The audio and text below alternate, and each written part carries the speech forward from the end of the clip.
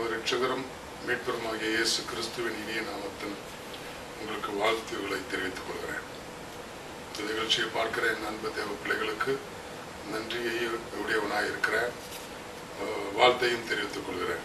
இந்த நிகழ்ச்சியை பார்க்கிற அன்பான தேவ பிள்ளைகளை, உங்களுக்கு அறிமுகமான உங்கள் நண்பர் உற்றார் உறவினர்களுக்கு வெப்சைட் அட்ரஸை கொடுத்து அதில் தினமும் இயேசுவுடன் இந்த நிகழ்ச்சியை பார்க்கும்படி அவர்களுக்கு நீங்கள் அறிமுகப்படுத்துங்க. நீங்கள் பெற்றுக்கொண்ட சந்தோஷத்தை அவர்களும் பெற்றுக்கொள்ள, ஆசீர்வாதத்தை பெற்றுக்கொள்ள நீங்கள் அவர்களுக்கு உதவி செய்யுங்க. கர்த்தர் உங்களை ஆசீர்வதிக்க போதுமானவராக இருக்கிறார். இந்த மே மாதம் 14ஆம் தேதி காலை நேர வேத பகுதியாக 2 ராஜாக்களின் புஸ்தகம் 17, 18 ஆகிய 2 அதிகாரங்களையும், மாலை நேர வேத பகுதியாக யோவான் எழுதின சுவிசேஷம் 3ஆம் அதிகாரம் 19ஆம் வசனம் முதல் 36ஆம் வசனம் வரை வாசித்து உங்களுடைய வேத அறிவை பெருக்கிக் கொண்டு தேவனிடத்தில் இந்த விதத்தில் விண்ணப்பித்து வேண்டுதல் பண்ணி ஆசீர்வாதத்தை பெற்றுக்கொள்ள வேண்டும் என்பதை அறிந்து கொள்ளும்படி கேட்டுக்கொள்கிறேன். இந்த நாளுக்குரிய தியான பகுதியாக யோவான் எழுதின சுவிசேஷம் 3ஆம் அதிகாரம் 36ஆம் வசனத்தை நான் உங்களுக்கு வாசிக்கிறேன்.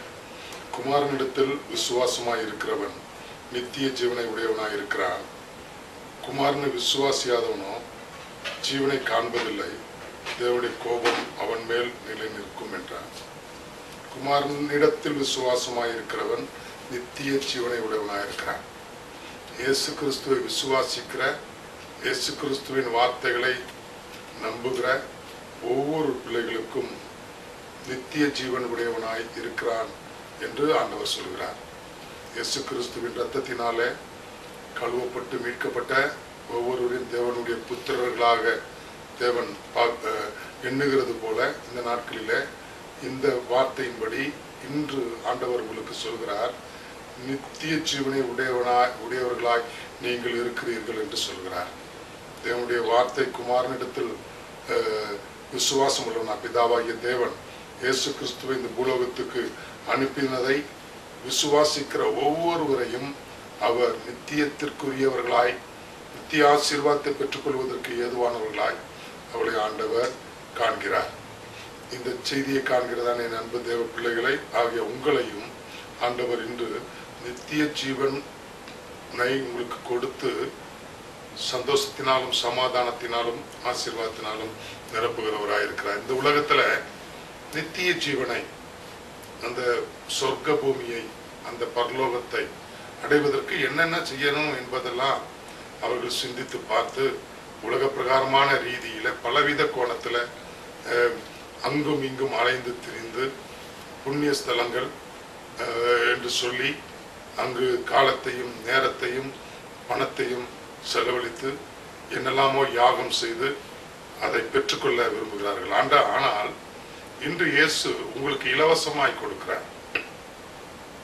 பிதாவாகிய தேவன் இயேசு கிறிஸ்துவை இந்த பூலோகத்துக்கு அனுப்பினதை விசுவாசிக்கிற, பிதாவாகிய தேவனுடைய குமாரன் என்று விசுவாசிக்கிற ஒவ்வொருவருக்கும் அந்த பரலோகராஜ வாழ்க்கையை அவர் கொடுக்கிறார்.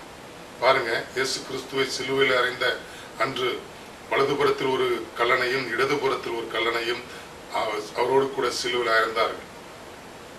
வலதுபுறத்துல அறிந்த கல்லன் அந்த நேரத்துல இடதுபுறத்துல இருக்கிற அந்த கல்லனை பார்த்து அவனை கடிந்து கொண்டு இயேசுவை பார்த்து, ஆண்டவரே அடியேனி நினைத்தருளும் என்று சொல்கிறார்.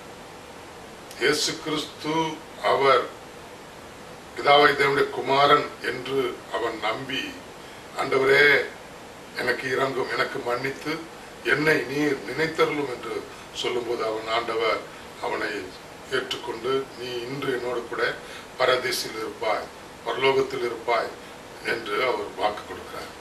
பாருங்க, எத்தனையோ பேர் எவ்வளவு பணத்தை செலவழித்து பார்க்கிறாங்க, தன்னுடைய அறிவினால புத்தியினால தன்னுடைய பக்தியை என்னெல்லாமோ செய்து விரயமாக்கி கொண்டிருக்கிற இந்த காலகட்டத்தில் வாழ்ந்து கொண்டிருக்கிற என் அன்பான தேவ பிள்ளைகளே, உங்களுக்கு நேராய் ஒரு இளமையா இலகுவான லேசான ஒரு காரியம் சொல்லப்படுகிறது. இயேசு கிறிஸ்து இந்த உலகத்துல மனுக்குலத்திற்காக அனுப்பப்பட்டார், பிதாவினாலே அனுப்பப்பட்டார் என்று நாம் விசுவாசிக்கும் போது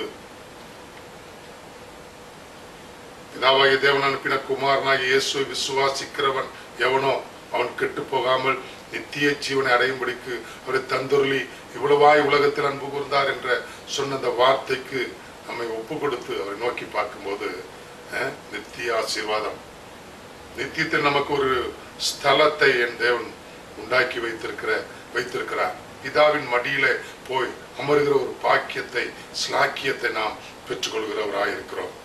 இன்று வரை நான் ஆண்டவரை ஆராதிக்கிறேன், ஆண்டவரை ஆலயத்துக்கு சொல்லுகிறேன்.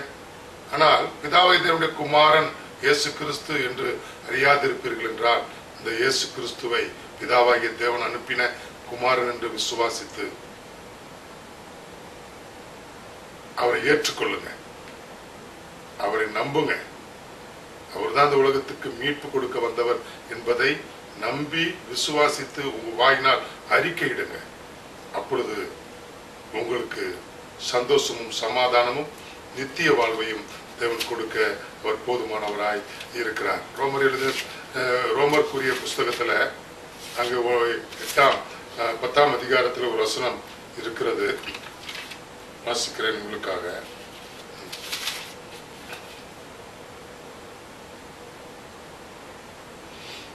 கர்த்தராகிய இயேசுவை நீ உன் வாயினாலே அறிக்கையிட்டு தேவனை அவரை மரித்தோர்ந்து எழுப்பினார் என்று உன் இருதயத்தில் விசுவாசித்தால் ரட்சிக்கப்படுவார். பாருங்க, கர்த்தராகிய இயேசுவை நீ உன் வாயினால் அறிக்கையிட்டு, கர்த்தராகிய இயேசு கிறிஸ்துவை பிதாவாகிய தேவனுடைய குமாரனை நம்முடைய வாயினால் அறிக்கை எடுக்கும் போது நம்ம விசுவாசிக்கிற விசுவாசம் அங்கு உறுதி செய்யப்படுகிறது. விசுவாசிக்கிறோம் என்பதை தேவன் அறிகிறார். அப்பொழுது நமக்கு ரட்சிப்பு உண்டாகிறது. உன் இருதயத்தில் விசுவாசித்தால் ரட்சிப்பு, இந்த ரட்சிப்பு உண்டாகும் போது பரலோகத்தில் நமக்கு இடத்தை ஆண்டவர் பெயர் எழுதி விடுகிறார். பரலோக ஜீவ புஸ்தகத்துல நம்முடைய பெயர் எழுதப்படுகிறது. இந்த உலகத்தில ஒருவர் பிதாவாகிய தேவனுடைய குமாரனாகி இயேசு கிறிஸ்துவை இவர் பிதாவாகிய தேவனுடைய குமாரன் என்று விசுவாசித்து அவருக்கு தன்னை ஒப்பு கொடுத்து அவர் இரத்தத்தினால் கழுவப்பட்டு மனம் திரும்பி அவர் இரத்தத்தினால் கழுவப்படுகிறார்களோ அந்த நாள்ல பரலோகத்துல மிகுந்த சந்தோஷம் உண்டாகிறது என்று வேதவசனம் சொல்லப்பட்டிருக்கிறது. அப்படி ஒரு ஆசீர்வாதத்தை இன்று உங்களுக்கு அவர் தர போதுமானவராயிருக்கிறார். இந்த இயேசு கிறிஸ்துவை விசுவாசிங்க, தேவனுடைய ஆசீர்வாதத்தை பெற்றுக்கொள்ளுங்க. உங்களுக்காக ஜெபிக்கிறேன். எங்கள் நல்ல பிதாவே, இந்த நல்ல நாளுக்காக ஸ்தோத்திரம். இந்த நாளிலே உங்களுடைய வார்த்தை கேட்ட எங்கள் அருமை பிள்ளைகளுக்கு ஆண்டவரே, நீர் பிதாவை தேவனுடைய குமாரன் என்று விசுவாசித்து நித்திய ஜீவனுக்கு உரியவர்களாய் பரலோகத்திற்கு பாக்கியவான்களாய் பிதாவின் மடியிலே போய் வலது பாசத்தில் வீற்றிருக்கிற மக்களாய் ஜீவிப்பதற்கு ஏதுவான ஆசீர்வாதத்தினால் எங்கள் பிள்ளைகளை ஆசீர்வதித்து கனப்படுத்தி மேன்மைப்படுத்தும்படியாக ஜெபிக்கிறேன். ஆசீர்வதி இயேசுவின் மூலம் ஜெபிக்கிறேன் எங்கள் நல்ல பிதாவே, ஆமென். எங்களோடு கூட நீங்க தொடர்பு கொள்வதற்கு எங்களுடைய செல் நம்பர், நான் இப்பொழுது அமெரிக்க ஐக்கிய நாடுகளிலிருந்து இந்த நிகழ்ச்சிகளை ஒளிபரப்ப தேவன் கிருபை செய்திருக்கிறார். எனவே என்னோட கூட நீங்க ரொம்ப அவசர ஜெப குறிப்புக்கு தொடர்பு கொள்ள வேண்டும் என்றால் 001-614-543-8663 இந்த நம்பர்ல தொடர்பு கொள்ளுங்க. உங்களுக்காக நான் ஜெபிக்க ஆயத்தமா இருக்கிறேன். கர்த்தர் உங்களை ஆசீர்வதிப்பார். ஆமென்.